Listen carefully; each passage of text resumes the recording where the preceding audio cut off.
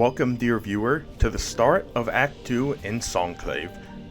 This is the earliest point that I could find where I could beat any bosses or required combat encounters using only one tool. That tool being the Warding Bell, which shields the bearer as they heal their wounds, its primary purpose. But if you didn't know, if the Warding Bell activates while binding, it also deals a small shockwave of damage. Now, if you don't have any of the toolkit upgrades, it only deals 9 damage, which is very, very low, especially for some of the late game bosses of Silksong. But if you are like me, you know it's fully possible to buy every single crafting kit upgrade the second you start Act 2. And by doing so, you will have a 31 damage bell. I also have the Fade Down Cloak and the Claw Line, because the second you get into the Citadel, you don't even have to fight the Cogwork Dancers. You can just get all of this movement ability that you need. I've pretty much gotten everything I can get, because I cannot realistically beat anything in this game without the tools that I can find at this point. You know what? I'm sorry. I just gotta listen to this guy. I kind of love the oys. Team Cherry, please get this guy to voice more characters in the future. But anyway, the only reason this run is even possible in any degree is because I am able to generate silk. And the only tool that will let you generate silk, which you need, is, well, it's a combination of tools. It's the Plasmium File, the Architect Crest, and the Druid's Eye. The first two, because the Druid's Eye only works when you have taken damage. That is the only way to generate silk without attacking enemies in this game. And because we can't take damage infinitely in normal circumstances, we need to find a way where we can. And that way where we can is dependent on overdosing with lifeblood, plasmium, whatever you want to call it. So that is why this run only truly starts when we get to Act 2. Fortunately for me, it's pretty much all of Act 2. So let's go kill some bosses with a bell. The setup for every enemy encounter in this run will be the same. And we start with the Cogwork Dancers. You start by getting overdosed on Plasmium. As I said before, 100% required. We need HP that regenerates on its own because we are never binding to heal. And we need to heal so we can continue to generate silk without using our needle. And after that setup, this entire run is really based around learning the correct strategies for every boss. Because despite seeming very one note, this is a very complex run. Not only does it involve a lot of knowing how to dodge bosses' attacks, because you are going to be spending a lot of time waiting on HP to regenerate, it also relies on knowing when to get hit by the boss and what attacks to get hit by. The Cogwork Dancers have a standard attack that deals 2 massive damage, but only fills your Druid Eyes once. But if you get hit by that attack, you could see it procs the Druid's Eye twice, because Silksong treats 2 instances of 1 mass damage as different than 1 instance of 2 mass damage. Basically, whenever you can find an instance of 1 mass damage in Act 2, that is what you want to take. I'm still taking damage when I have the HP to spare, because all regeneration is good, but you generally want to try and look out so that you're saving yourself time. Because time is one of the resources we don't want to lose in this life, and I've already wasted enough of mine trying to make this video. And you waste more when you use the bind wrong and die. I'm going to start you in the middle of my attempt at Phase 1 of this fight again, dear viewer.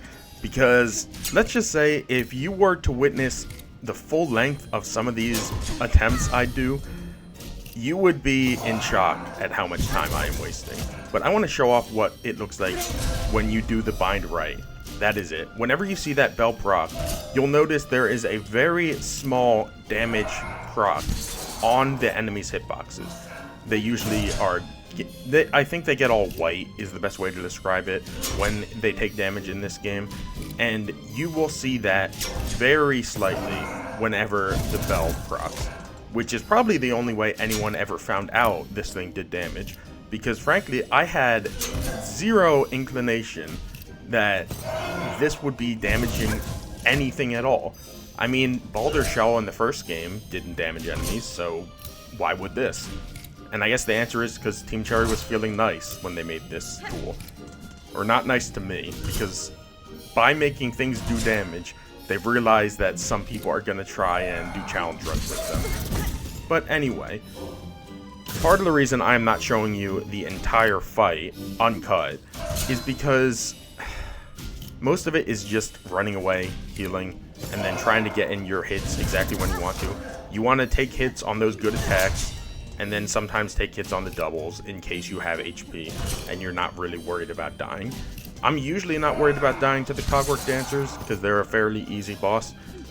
I mostly am trying to set up this boss specifically so that the bell damages both of them. That's why I am waiting to bind, or if I know I have one near dead, I will just go right into them and hit them with it. Because in case you didn't know, these two guys don't share a health bar. If you only damage one, it is progressing the phase much faster than damaging both. So it's like one of those shuffling matches where you hide a ball under a cap and you try to figure out where it is. Try to keep track of the one Clockwork Dancer I hit first with an attack here, because that's what I was trying to do during this fight. I was trying to hit one of them and then follow it visually so I know which one to hit in the future. I was also trying to hit both simultaneously so that I don't have to worry about making a mistake, but that is harder to do than just getting a hit on any of them. And that is partially why this fight is so tedious, because if I ever made a mistake on which one I hit and I didn't hit both dancers simultaneously, I was essentially throwing an entire bind away.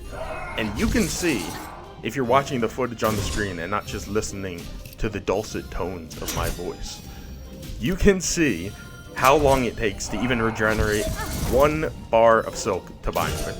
This is one instance of 31 damage. Now 31 damage, it's not bad. It's nothing to sneeze at. We're good. It's something that is way, way better than the Flea Brew bottle. So I'm happy every day that I'm not doing that challenge. That challenge might destroy me and make me stop uploading YouTube videos for the rest of my life. However, this is still really, really slow. When you use a spell in Silksong, you can use about 3 or 4 of them per silk bar, and they do way more than 31 damage. So if I wanted to do like a spell only run where I don't use needles, I would happily do it in the place of this. But sadly, I cannot. I wanted today to be about the ding dong bing bong, and that's what happened.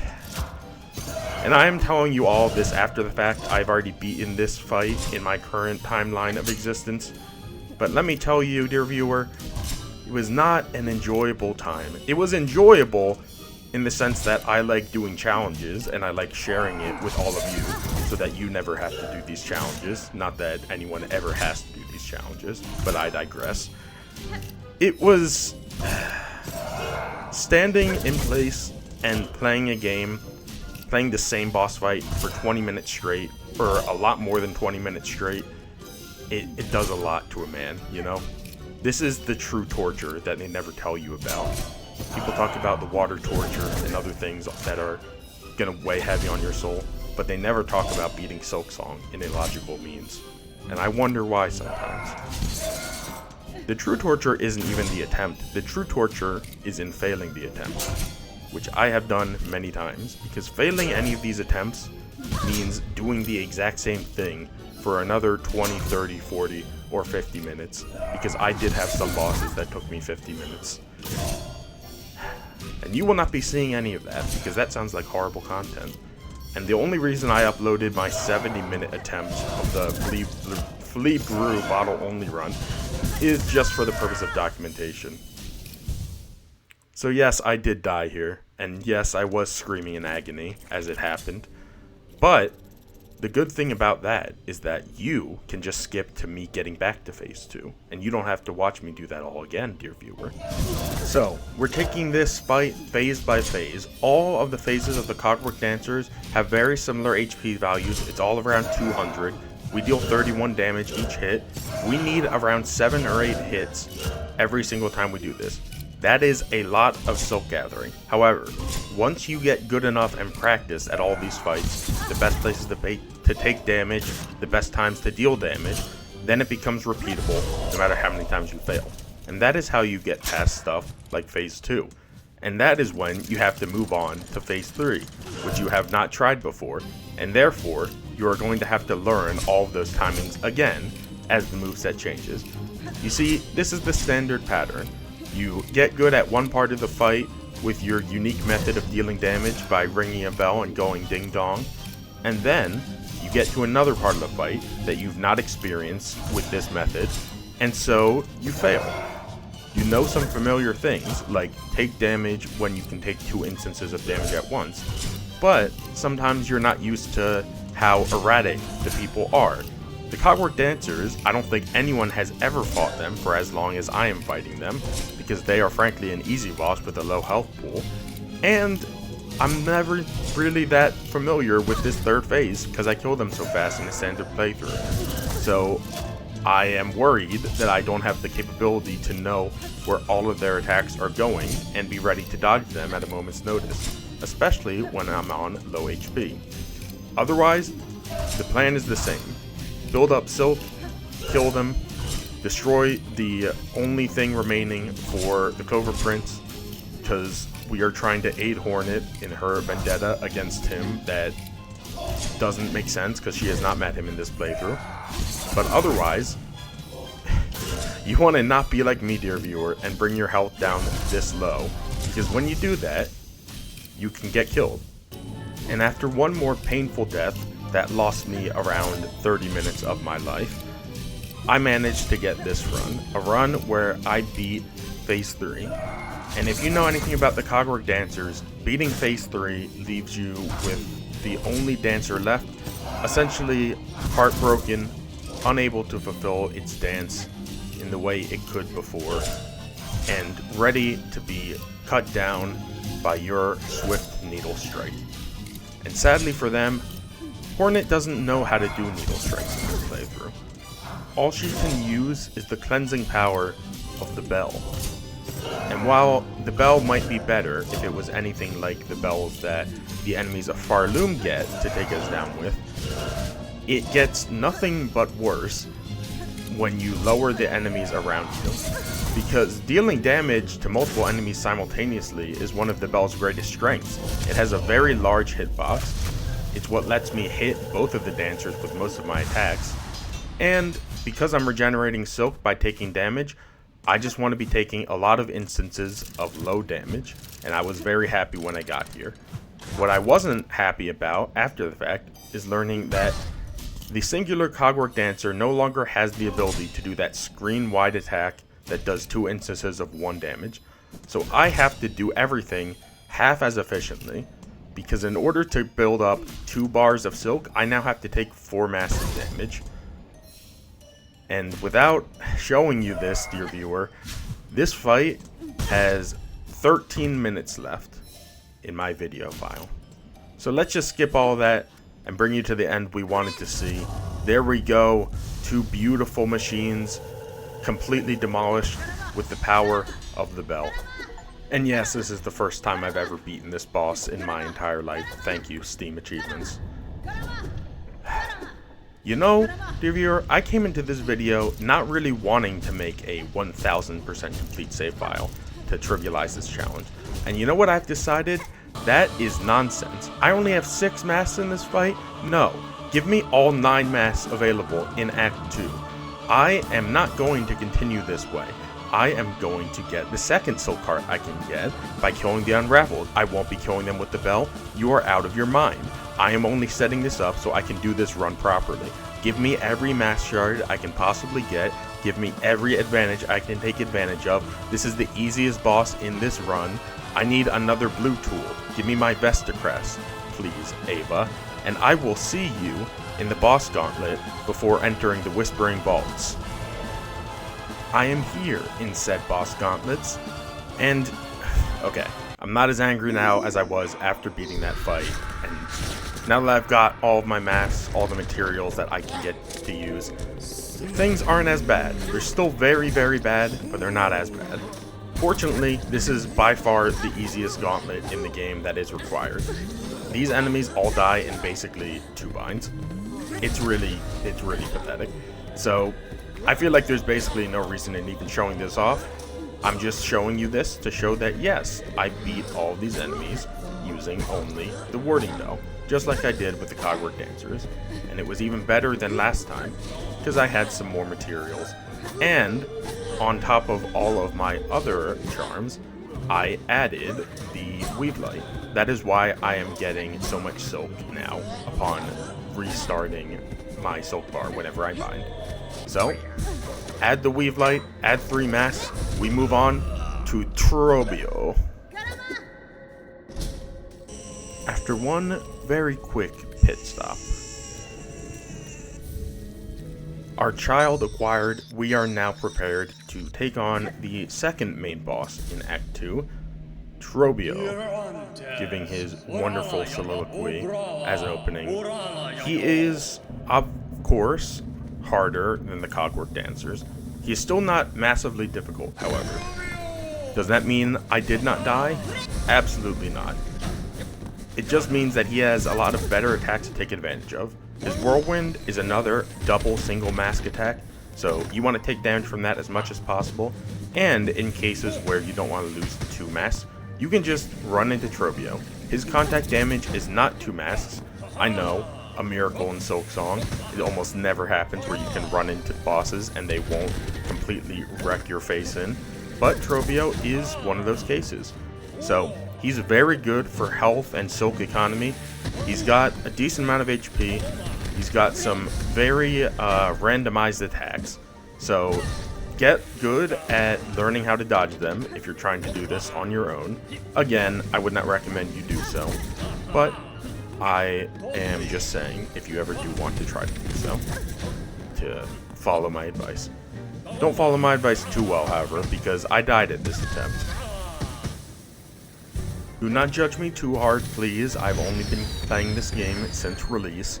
I am not very experienced, but I'm experienced enough to have beat Trobio after 4 more attempts. Precious time going down the drain in really a way that's not as bad as many other ways I could be spending time. So what do I have to complain about? Trobio's second phase is basically the exact same. He adds fireworks, and that's it.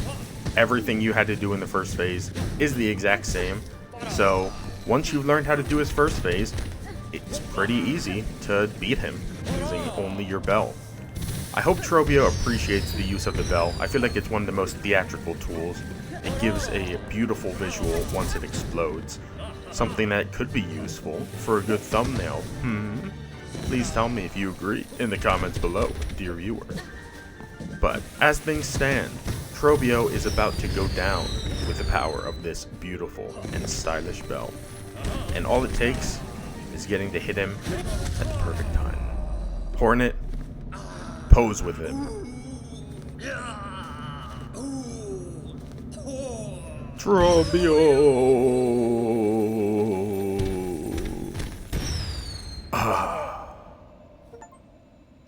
Phenomenal work, my good thespian. And now that we have demolished a man using a bell, we may move on to the worst part of this run. But before that, let's get our melodies. The Architect's melody requires no combat, and obviously we could pick up Trobio's melody. That's what I'm calling it, Trobio's melody, after defeating him. So there is only one melody left in the High Halls. Now, despite my moaning and groaning, the High Halls arena, the choir, was not the hardest part of this run. I think it contained the hardest individual section of this run, and that is the last wave of this arena. However, everything before it was pretty simple. In fact, I beat the entire arena except for the last wave in my first attempt. Yeah, it's quite a difference it makes when you're fighting standard enemies, and I forgot that happened. By the way, I don't have the tool that lets you cling. That was just something that happened. In case anyone wanted a new glitch for this video and was disappointed that this was not a glitch video, that's something that can happen. But regardless, just fighting normal enemies really isn't that bad, mostly because their health pool is so much lower than normal enemies, which stands to reason why the choir clappers, aka the big guys in this arena, are by far the worst part of this arena. When you are fighting two choir clappers at the end, you know what? I'll show you exactly what it's like.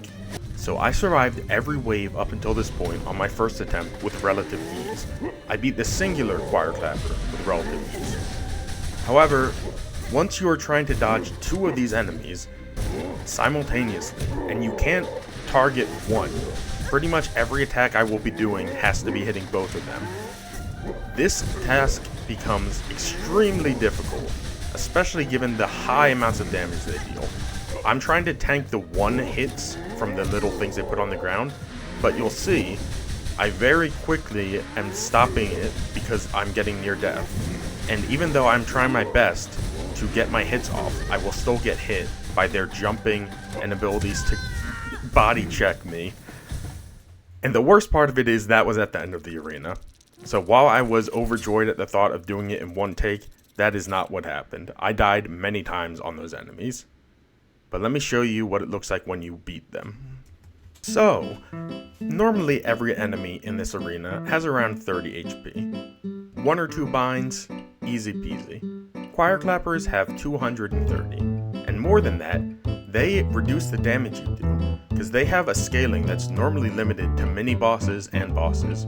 So instead of dealing the full 31 damage from my bell hits, I only deal 90% of that, which takes it down.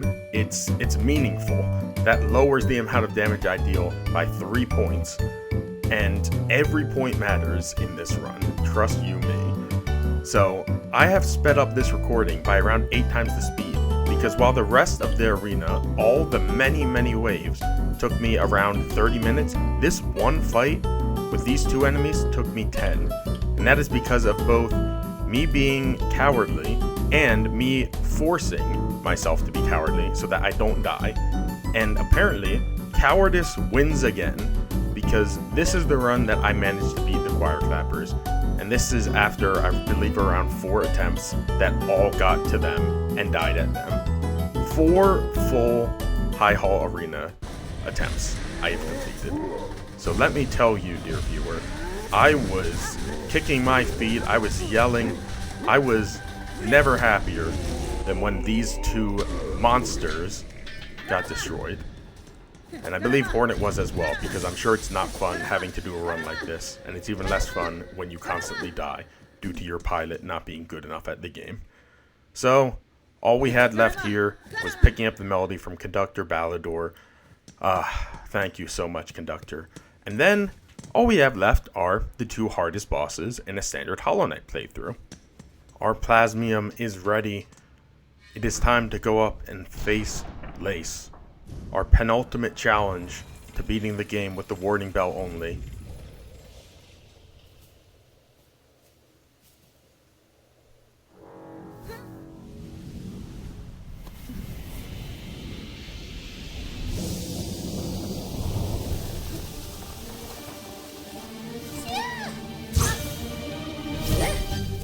And here, a wonderful viewer of this video, is when I discovered that I was playing on an old patch of Silksong.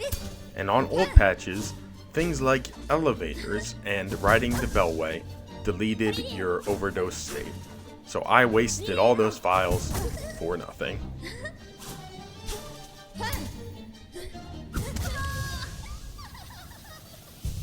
Well, at least that problem has a simple solution. Bring the files and enough silk to rebuild them into Lace's boss room, don't get hit by her, and overdose yourself before you can start the actual fight.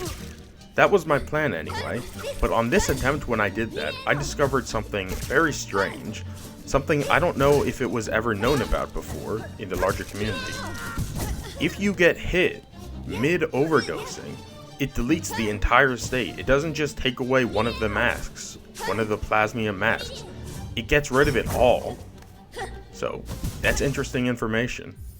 Not useful information, certainly not. It killed that attempt, but interesting nonetheless. And I can't cry about learning a new interesting fact, even if it does ruin some of my materials in this video game. So, I really enjoy Lace 2 as a boss fight. I find her very predictable, very fun to dodge, and very simple to dodge. You either jump over her or you dash under her. That's really all you need. And she is the perfect boss for someone who's regenerating Silk using the kind of build we have. Because, we're using the Druid Eyes. Because all of her attacks are double hits. Even her special move that she gets in phase 3 is a double hit that hits you twice, gives you 2 instances of Druid Eyes, so 2 bars of Silk. Every hit we get, 2 bars of Silk. If we want to walk into her, 1 bar of Silk, but 1 mask of damage. Basically, she has the best Silk giving economy for any character or boss that I really know of, which I feel like fits in well given she is Silk. And really, this whole fight, very simple. You dodge when you dodge, you take damage when you take damage. You don't have to take damage at any specific point because all of her attacks give you the same kind of damage, and it's all perfect. It's all the exact right kind of proportion of Silk to damage that you want for this kind of build. All you gotta focus on is not letting your health get too low and not dying. And I pretty much was able to do that. I died once to her outside of the first couple of deaths, which don't really count. That's just poor planning on my part. And that one time I died was pretty early on, so I wasn't too begrudged about it. Yet her phase 2 and phase 3 additions aren't really anything. Her phase 2 additions are some more complicated moves and that Silk trail she gets behind her. And in phase 3 she gets her ultimate ability, whatever you want to call it. And really, that's not a big deal either. It's easy to dodge. Like I said, it's another avenue to gain Silk. But other than that, you just dodge, you bell when you want to hit her, and you do that for a while. This was like a 25-minute fight. Not too bad, all things considered. I've had much longer fights in this run already. So, let me just show you what it's like near the end of this fight. It is very comical how much of dodging Lace's attacks just consists of walking slightly to the side and jumping from Hornet. Like, look at this. This is like the ideal way to dodge her airborne attack. And 1 dash is required. You gotta step your standards up, Hornet. Don't play around with her too much. Although I feel like Hornet playing around and trivializing Lace's boss fight would make her so frustrated, and it would be very funny to watch that happen.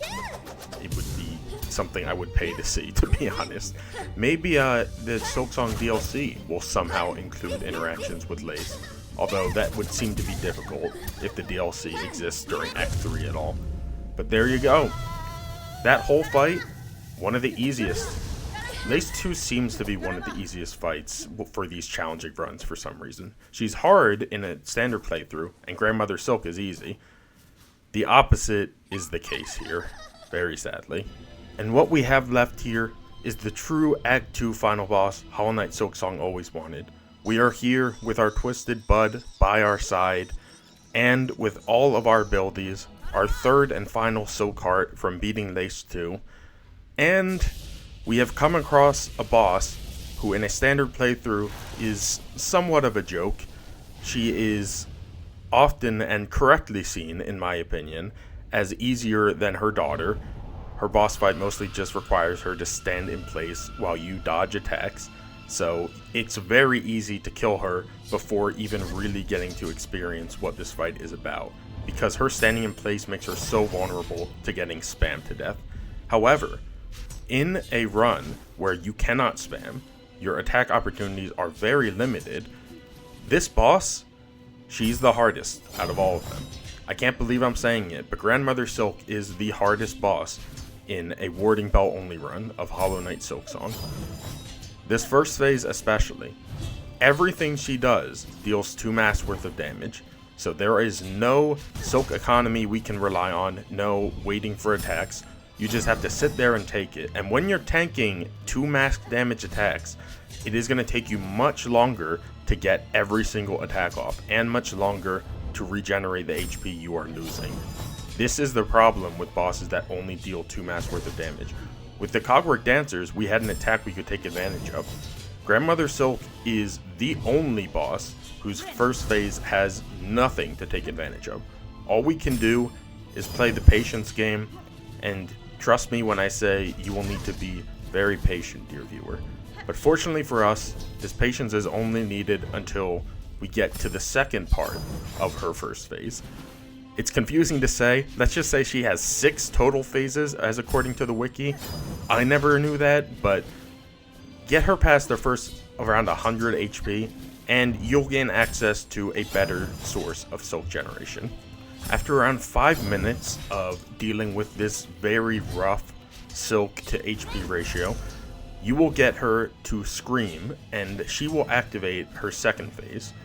Her second phase being the one where she begins to use attacks with her own self grabbing you and ripping you apart. Just like that. For normal playthrough, these Silk strands are something to be avoided, but for our purposes, they are the absolute best case scenario. From this point onward, you want to be dodging all of her attacks with her pins. You don't want to be taking damage from them at all. They are no longer the best source of Silk. The best source of Silk is getting grabbed by her and taking 3 hits of damage. Sometimes you can get hit just because of a skill issue, that's fine too. This is amazing because each hit gives you a Druid Eye proc. 3 procs at once. And with our massive Silk regeneration with Weave Light and 3 Silk Hearts, it only takes 2 hits from her grab attack to get us back to a bind. That is a massively quick attack speed for our build. A normal build is looking for how many hits a second. We're looking for how many hits we take. And by getting hit twice, we get to get 1 hit off. That is a phenomenal economy for us in our playthrough. And this will remain the case as we go through her future phases. Phase 2 and Phase 3, we will continue this MO. The fight will get harder as we get to Phase 3. At that point, you just want to make sure to keep your HP up. The danger with this strategy is that we are losing 3 HP every time we get hit with the attack. So we are much more vulnerable to dying quickly to Grandmother Silk, or just dying when we're unaware. It's easy to get grabbed thinking you're going to regenerate Silk, and then realize you're only left with 1 mask, so you're at the brink of death. At this point, just play smart, and you will make it to the second main phase of this fight. Time will pass. For me, it took around 15 more minutes after that point until I could get here. Now, you may think this is the halfway point, dear viewer. It is not. It is probably closer to 2/5, because her HP bar for the second phase is much higher than her HP bar for the first phase. So while this may have taken you 20 minutes to get here, you still got 25 to go. Keep that endurance up. And note the new attacks. The rocks coming from the ceiling. You never want to be hit by those. They do 2 damage. They're basically the same as the pins. You want to keep your lookout for her grab attack. But sadly, because she has so many new attacks, this attack is far more rare, meaning we can't rely on just that anymore. What we can rely on is a different one of her new attacks. That being her ability to bring up spikes. However, she doesn't do it that often, and I believe she didn't even start bringing up the spikes until the second quote-unquote phase of this phase 2. So get her down around another 150, 100 HP, and then you will be starting to get another way to gain Silk. As things stand now, you can gain Silk by taking damage from the pins because you don't have as frequent of opportunities to get the ideal Silk generation from her grab. That's why I'm taking damage here. I'm not just being terrible at the game, I promise you. But you only need to get around 2 or 3 hits in before she transitions to the next part of this phase.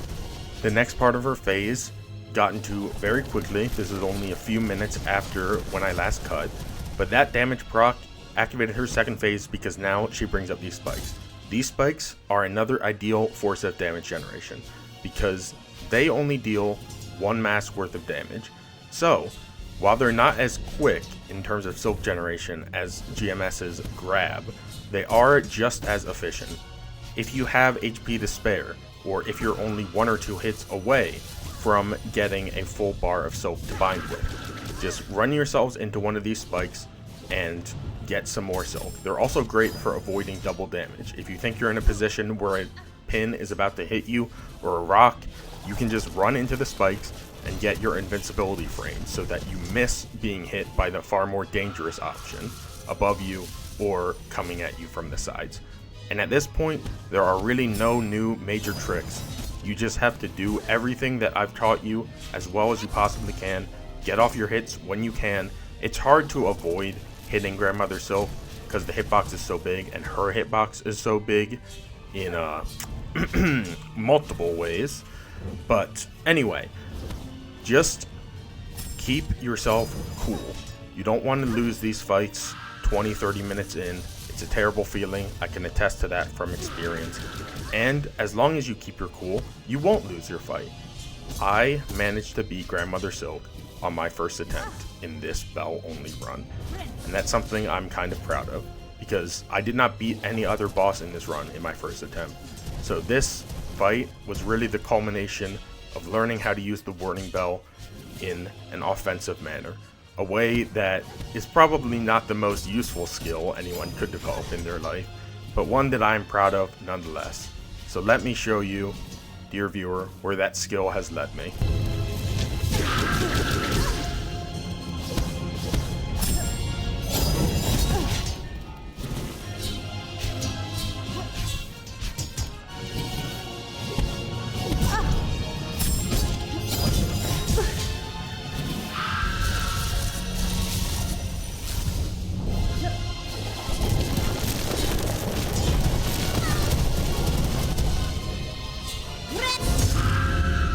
45 minutes into my first attempt versus Grandmother Silk, the being behind the haunting of Farloom, I have taken her down solely using the power of a singular bell.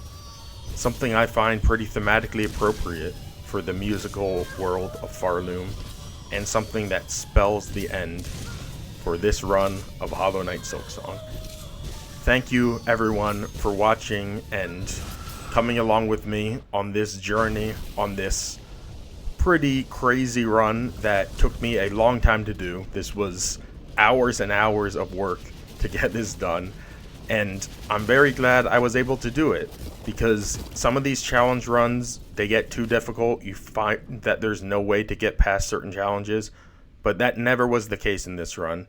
I was always able to find some way to utilize the bell, to learn new ways to dodge, and to really just not get too bored out of my mind in 45-minute long boss fights. And I'm glad I did it. Have a good day, everyone. I will see you in the next one.